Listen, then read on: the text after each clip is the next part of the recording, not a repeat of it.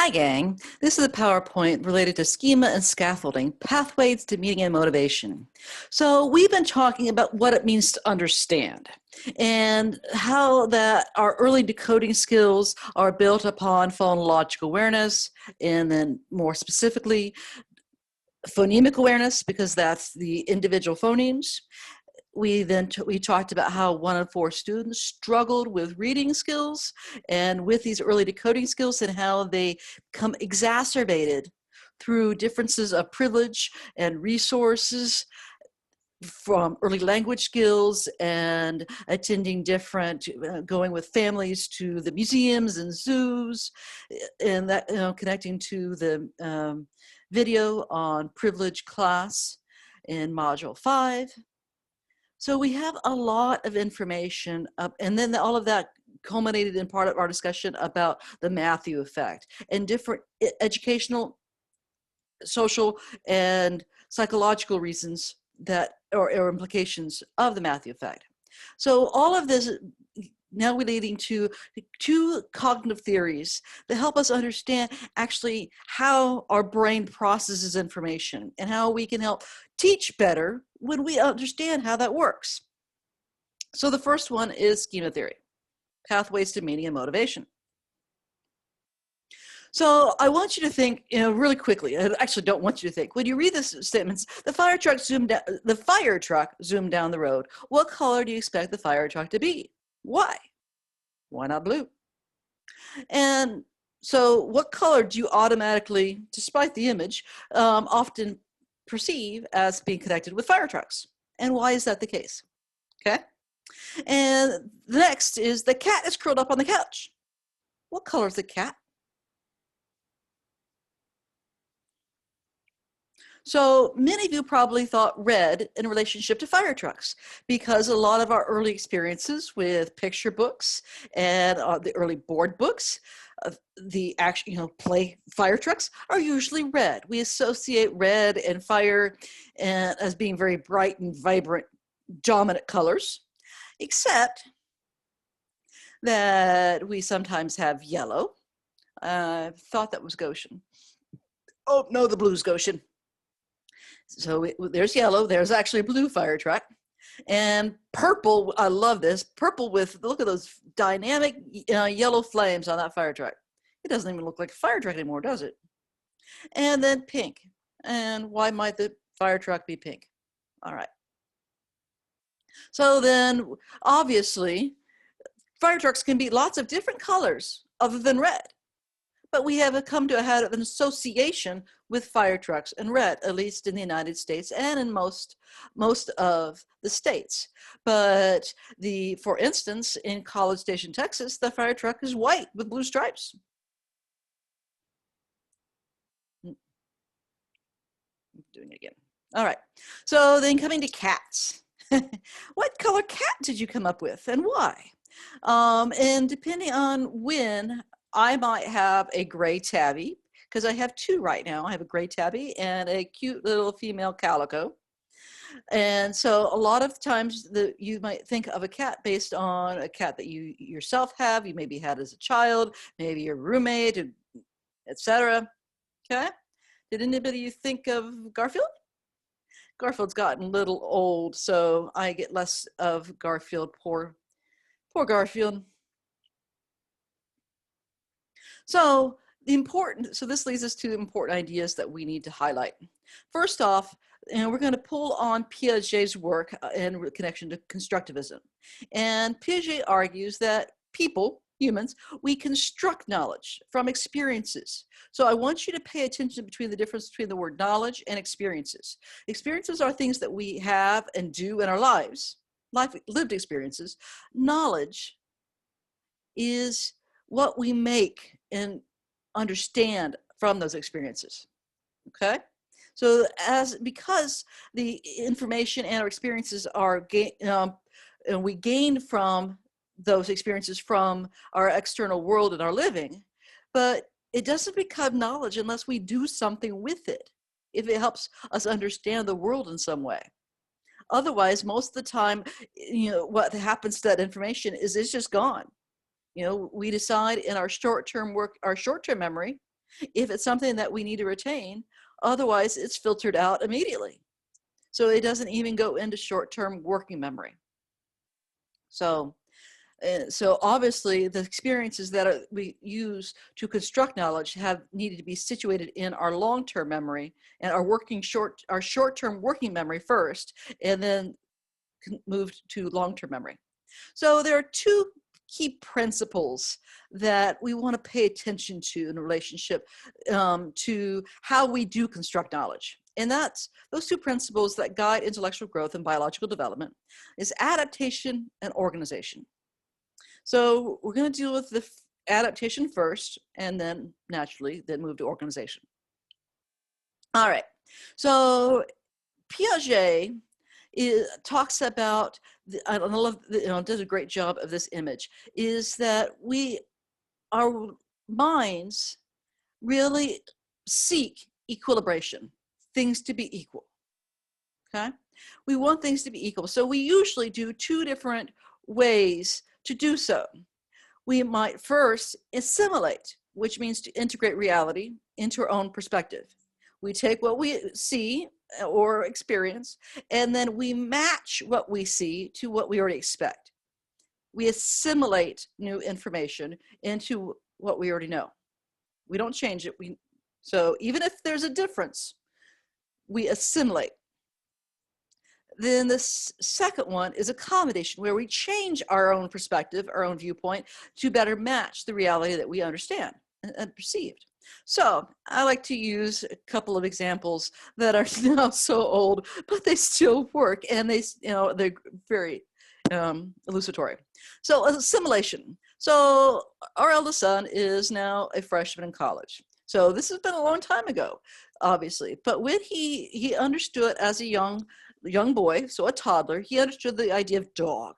A dog in his mind, conceptually, had big fluffy ears, a big fluffy tail, and had sometimes really big eyes, and you petted them, and usually they barked.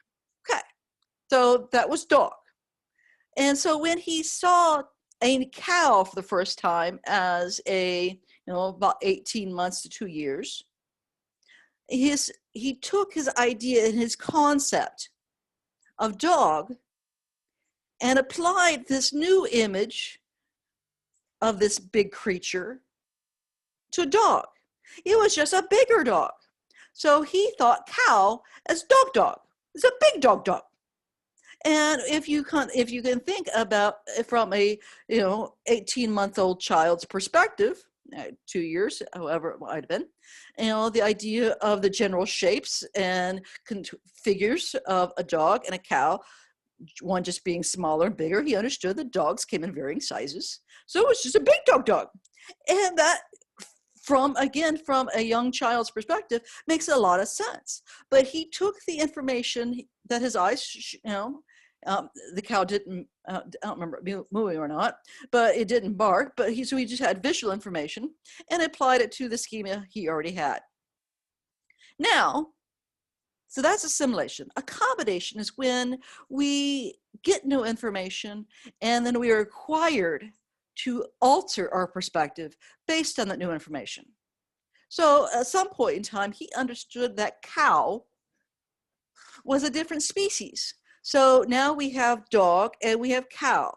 So dog, and he had to accommodate his understanding of species, and dog is one thing, cow is another. So he had to accommodate his already perspective to match his growing information. Now, from a social justice perspective, this is really important, because when we our ideas of implicit bias, that means that we have assimilate information that we see, hear, learn, and we integrate it into the ideas we already have. We don't challenge it, it just remains the same.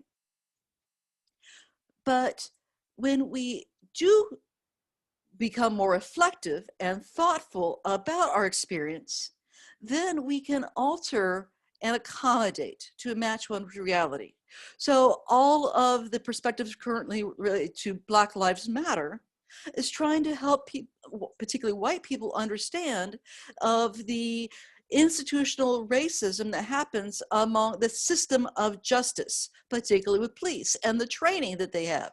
They have been trained to presume violence among Black people.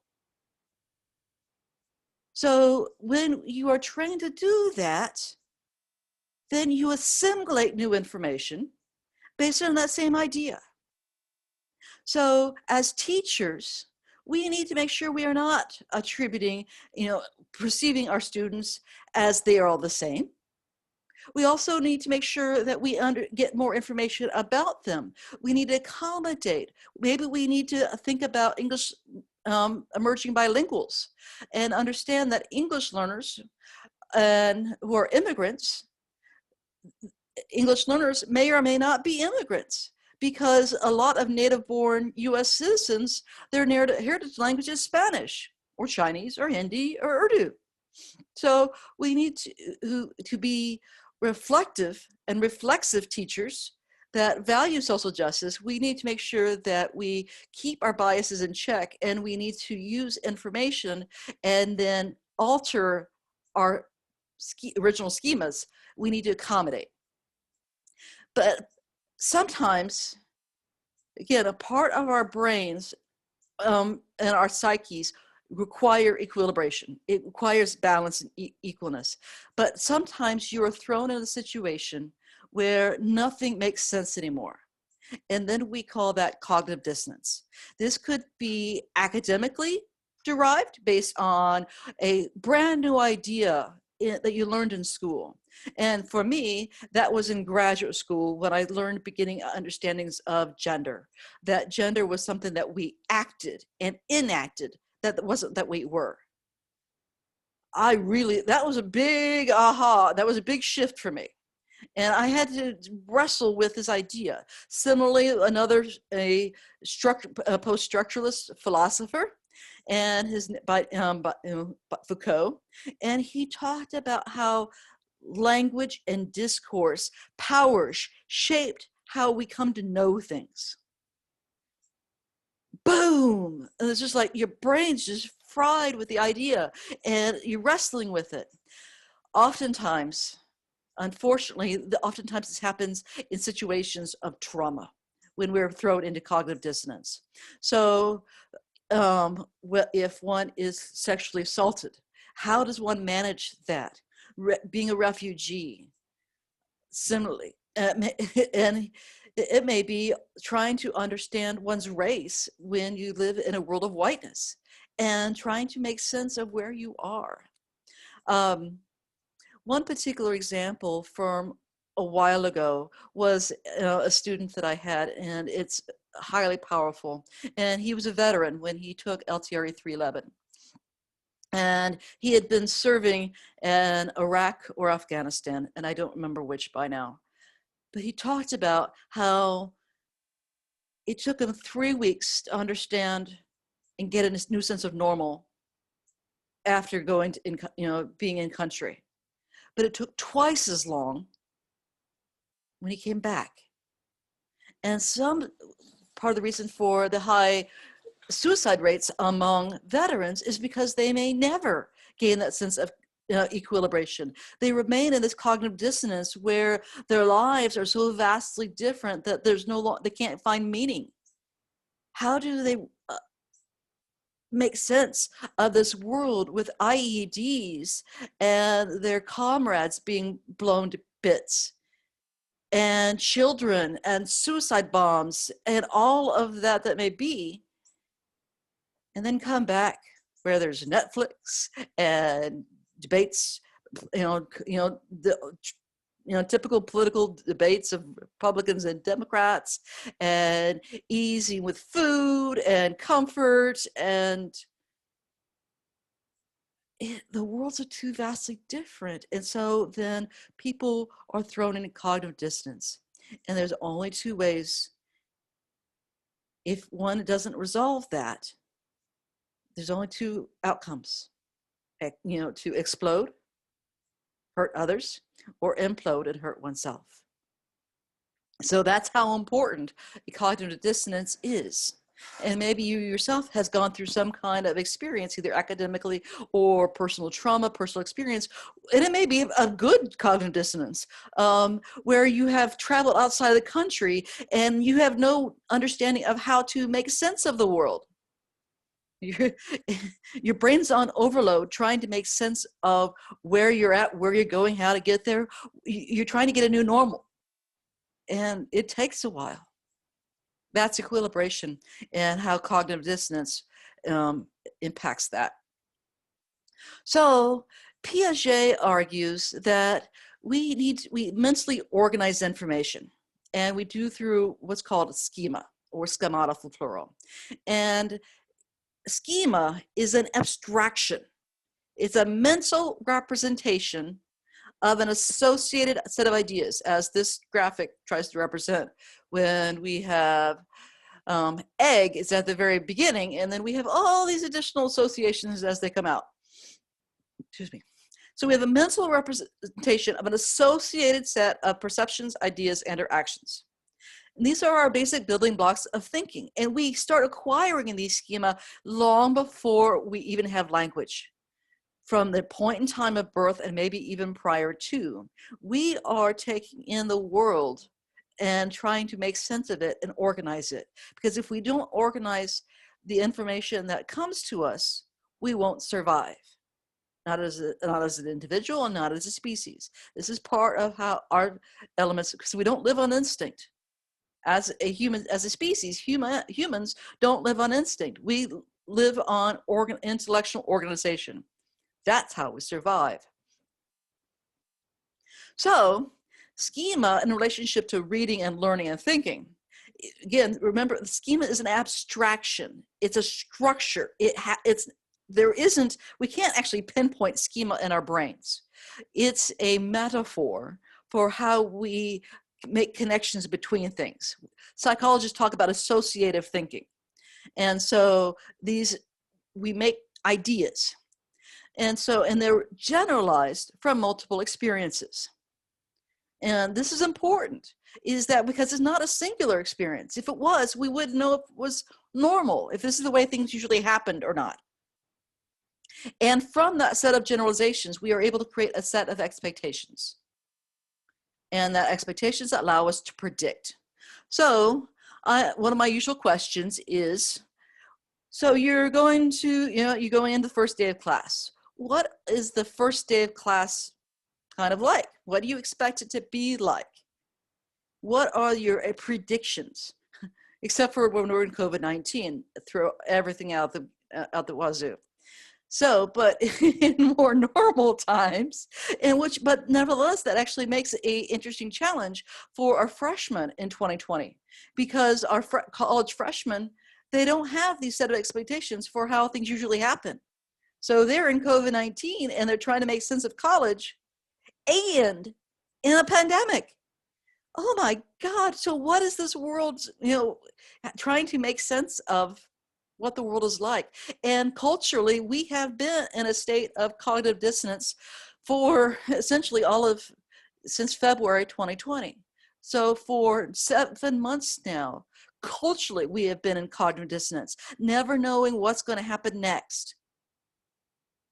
And then being that sense, and so think about how oftentimes we're feeling out of control, can't see family members, and worry. Maybe you have family members that are sick or have different, they're prone based on prior conditions of diabetes or high blood pressure or asthma. All of those factors that create additional stress. So, and we don't, and then we have had multiple riots related to Black Lives Matter. And we haven't been able to get settled at all in 2020. And it has created much unrest and mental, increase of mental illness, because we can't ever get that sense of equilibration in that extended time period. So, but the important thing is it's generalized from multiple experiences so that we can predict what's likely to happen.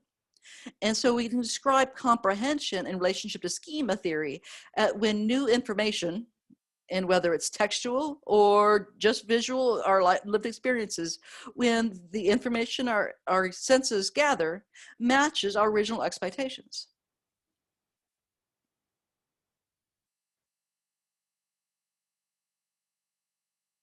So schema theory is important for reading processes, and particularly related to inferencing, because one creates a set of expectations, again, because they're generalized.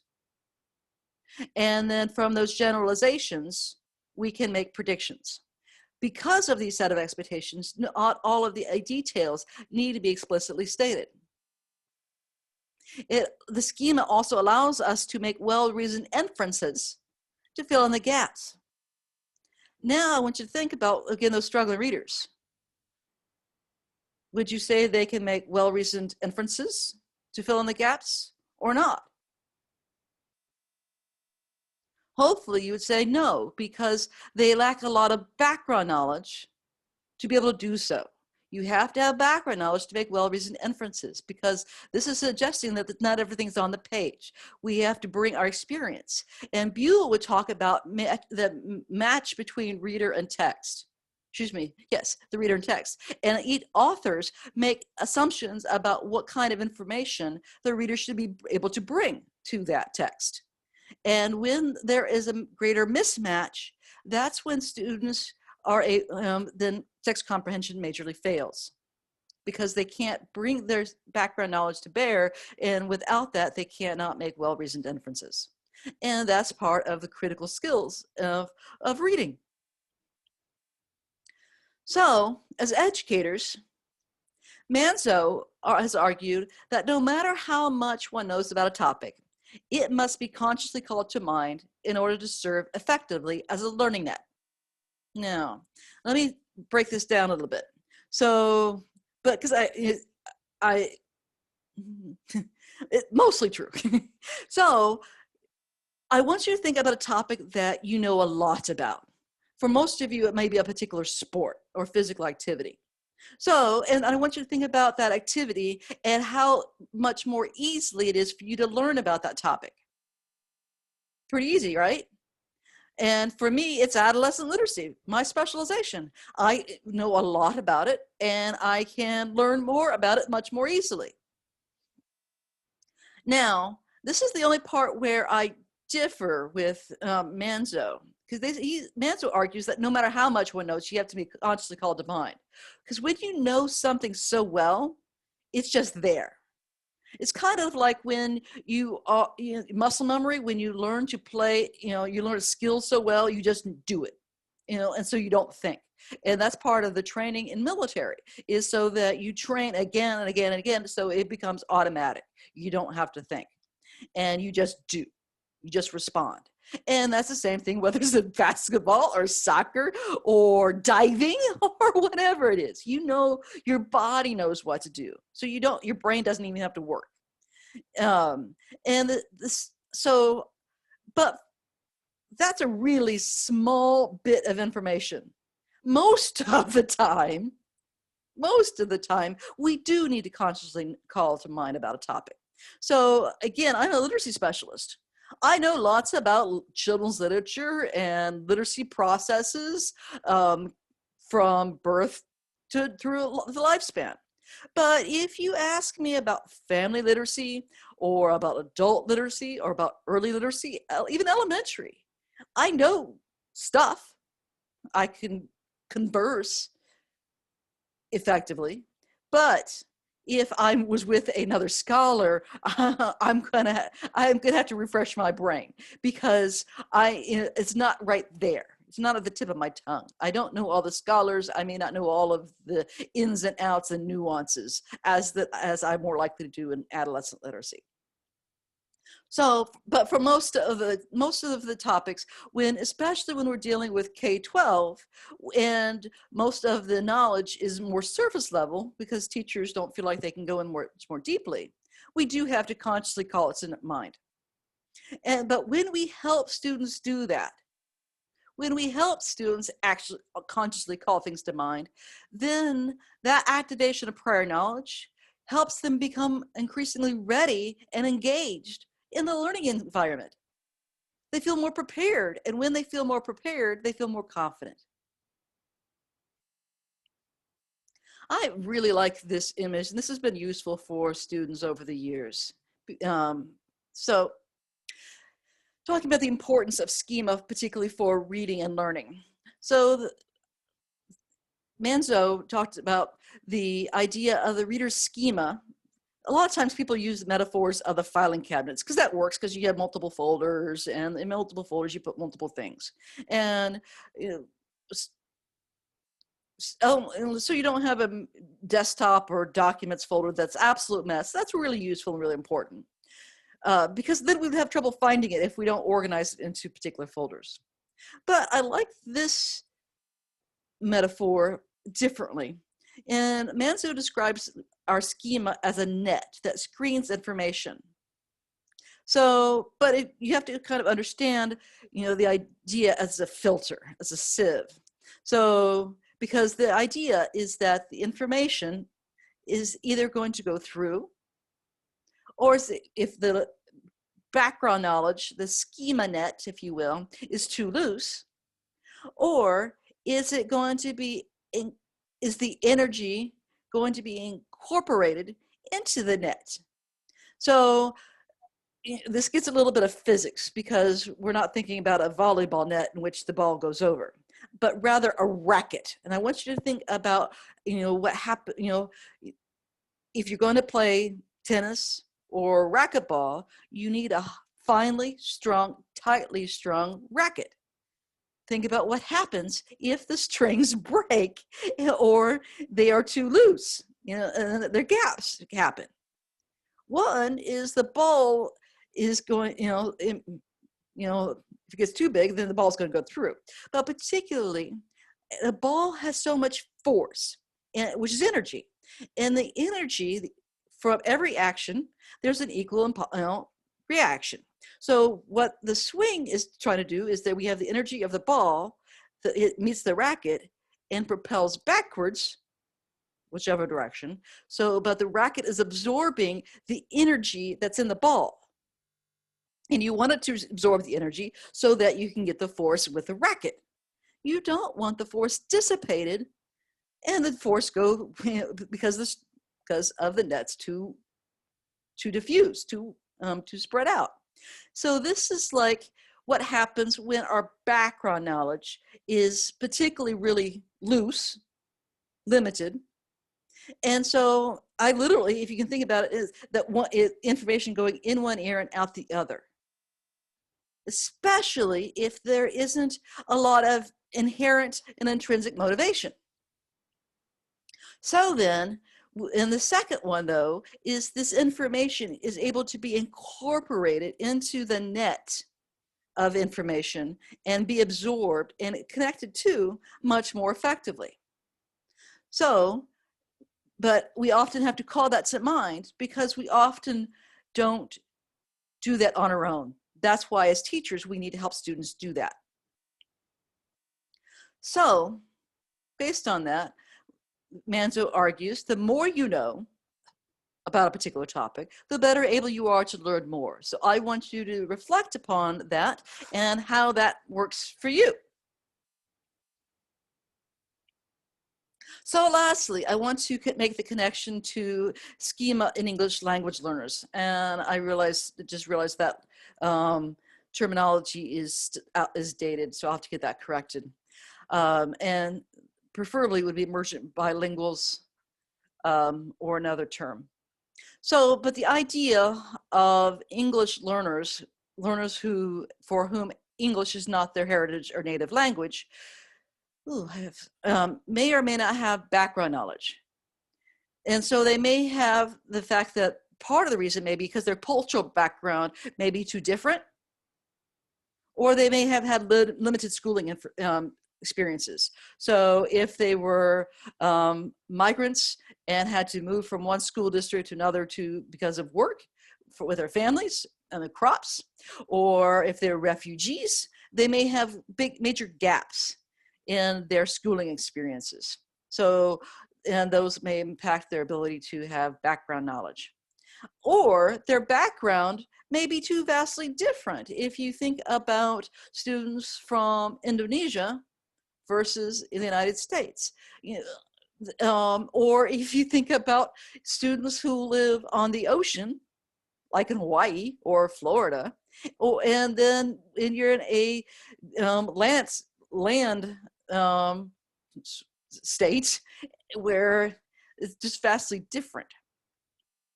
Our experiences are different. Background knowledge is different. So then, but the second issue may be that they may have the background, but they may not have the vocabulary to make the connections. So this is where the idea of translanguaging and assistance of their linguistic repertoire, that's to use some of the theoretical language, so that using a peer that might be a little farther along in their English language proficiency, so they can, oh, that's what this word is. So they understand the idea, they just need a word for it in English. And once they have the word for it, boom, they're okay, because now they're able to connect. And similarly, they may have related experiences, but they may be culturally distinct. So for instance, they may understand, if they're from a previous British colony, they may be avid cricket players. Cricket and baseball have some similarities, but they're also significantly different. So we can then build upon them to make some important connections. So these are ideas that are important for us to think about if we are going to be social justice educators. But the last question is going to move us into the next PowerPoint. What happens, like we were talking about a moment ago with some of our English learners who might have had major gaps in their schooling backgrounds? Or maybe they were sick, the car, it's like they were in an accident. Regardless of what it might be, what happens if you don't have much background knowledge? Either culturally, linguistically, you're stuck. So then how do we move forward? That's where we get to with dual coding theory.